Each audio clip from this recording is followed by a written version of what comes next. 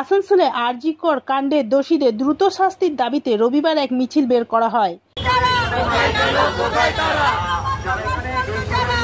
এই মিছিলটি আসানসোল শিল্পাঞ্চল জুড়ে রাত জেগে বহু মানুষ জড়ো হয়েছে ভগৎ সিং মোড়ে।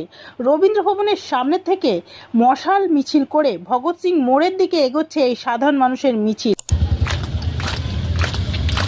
আমরা দেখে নেব এই মিছিলের কিছু দৃশ্য। Green Asansol, clean Asansol.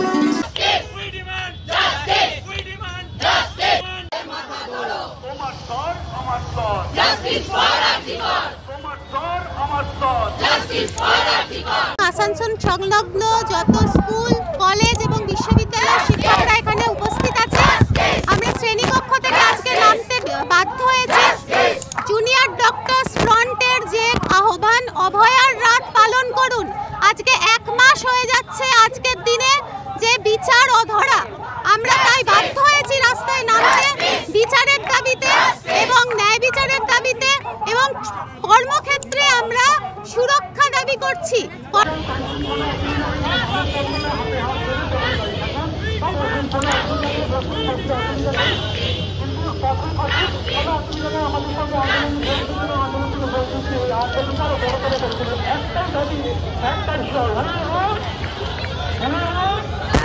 আমরা সারা রাত জাগবো, মনে হয় সারা বাংলা সারা বিশ্ব জাগবে, কারণ ওই যে বাবা শূন্য ঘরে শূন্য কোলে বসে আছে, আমরা তাদের সাথেই জাগবো রাত।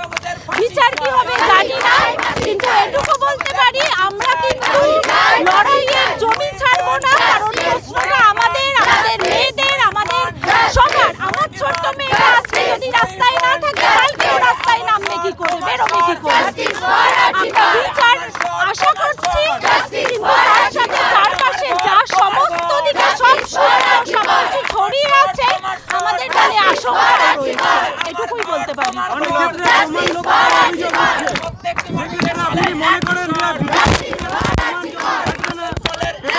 দেখুন, বিচারটা এরকমই, শেষ পর্যন্ত বিচারপতির কাছে যা যাবে তার ভিত্তিতেই তিনি রায় দেবেন।